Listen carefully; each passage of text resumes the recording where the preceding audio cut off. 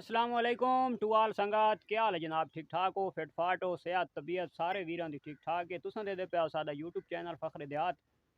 उम्मीद करें सारे भरा ठीक ठाक हो सन। वीडियो पूरी दिखी है, देखनी है। वीडियो अच्छी लगे तो लाइक सब्सक्राइब और शेयर लाजमी करना है। खासकर जेडे भरा न्यू हैं तो मारो ना मारा सब्सक्राइब मारो ना ज़रा मारका ते कात चाई वदे अज इन्हों के थोड़े सिरां की सैटिंग करें पे लुदड़ शुदड़ लगे वदे हैं। खूबसूरती अपनी खत्म की वदियां ते वो अज सवेरे सवेरे थोड़ी सैटिंग शैटिंग इन्हों की करें पे ये कहती की भी है तो बकाया जेडे रांदे तो उन्होंने करनी है। यदि थोड़ी सैटिंग की है तो वो निक्की बिल्लो की है इसकी यदि थोड़ी जी सैटिंग की है इन्हों की सैटिंग शैटिंग करें खूबसूरती इन्हों की विंजी पई आई तो ये हुआ कल वाले मिस्से दियाँ लकड़ियाँ शकड़ियाँ बची हुई हैं बकाया ये सारा खा गई कल तो अज मारका सवेरे ना इन्हों की चराई करवाते पे तो ना इन्होंने मिस्सा पैंदे पे अज इन्होंने इं करेंदे पे कि बड़े दिहाड़ा बाद ना बंदे का ही दिल करेंदा कि मैं गोश्त खावा सब्जियां खा खा के दालां खा के थक पैंदा तो अज जनाब इन्होंने सिर्फ गुआरा कुतर के घतेंदे पे फर्स्ट टाइम ये गुआरा खा गए सन तो सैकेंड टाइम इंशाल्लाह ये चराई उत्ते वैसे उत्थे बाद कपा दे कपा भी शौक नाल खा सन तो दूजे नंबर दोते थोड़ा जिहा इन्हों पेट की आमद रफ्ती भी अच्छी होवे सी क्योंकि मिस्सा तो सिर्फ कपा ते खलोतियां। जनाब एक छोटा जिहा मैसेज है सारे भरावां वास्ते कि खास कर जितने यूट्यूब पर वधिया वधिया जाइंदे ते वैसे उत्थे वन के जनाब वीडियो बनाते हैं कोई वनडे के मुतलक दसेंदा पिए कोई भेदां का दसेंदा पिए बई साल के पाँच पाँच बच्चे दे वैंदियां त्राए बच्चे दे छुड़ेंदियां ते सब बकवास करेंदे इन्हां दियां गल्लां ते लग के ते अपने पैसे का ज़यान नहीं करना। दो बच्चे देनियां एक बच्चा भी देनियां ते त्राए बच्चों वाला जो सिस्टम होंगे तो 100 के 5 तो 10% समझो यानी कि कदा कोई भेद दे वजे तो दे वजे नहीं तो जोड़ा ते सिंगल ज़्यादातर जरा ना सिंगल बच्चे होने तो दिठा वजे तो सिंगल की ग्रोथ अच्छी होंगी है सिंगल बच्चा होंदा अच्छा है। ये जी लेली तुम दिखवाते पे तो इस लेली की एज है टोटल 3 महीने ये 3 महीना वाली लेली की तुम यही देख गिनो क्योंकि ये सिंगल है इसकी माशाल्लाह तुम हाइट चेक करो कितनी खूबसूरत है। ये जी लेली खलोती है तो ये भी 3 महीना दी अपनी माँ के बराबर इदा हाइट हो गई है।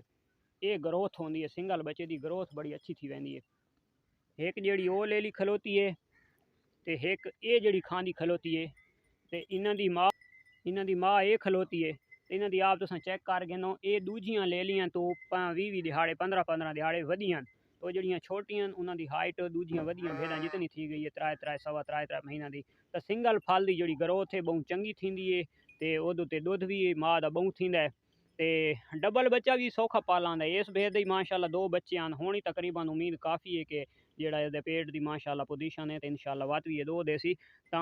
बेदा पाल वैनियां तो 3 बच्चों की तो ग्रोथ ही बड़ी औखी है तो लोग इं लुंड मरेंदा कूड़ मरेंदा तो इन्हों दी गल्लां दे आके अपने पैसे का ज़यान न करो। एक होर वीडियो वीवर देदा पे आम उर्दू पॉइंट वाले एक बंदे को इंटरव्यू गिंदे पे आने ते थल दोते ना फार्म एक देसी शीप का ना जी कजली नूरपुरी थली शीप से देने उसका तो वो जनाब डॉक्टर साहबान अल्लाह पाक माफ़ करे इतने वधे वधे जनाब लुंड छुड़ेंदा पिया आई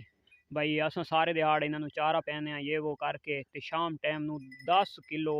खुश्क वंडा पाने एक भेद नू अल्लाह पाक माफ़ करे भाई जी इस शीप नू 10 किलो एक भेद नू एक डेली दे विच वंडे की जरूरत ही नहीं बनती और इतना एक गर्म जानवर है तो वंडा इतना गर्म होंदा है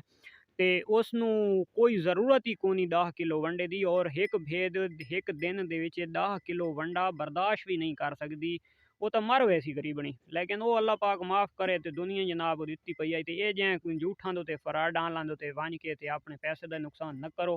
तो असा जरा ना तो इस वजह तो आदे पे कि इसनू जरूरत ही नहीं हर बंदे पता जो शौकीन हजरात है एक भेद एक शीप या एक बकरी दे दिहाड़ दे एक दिन दे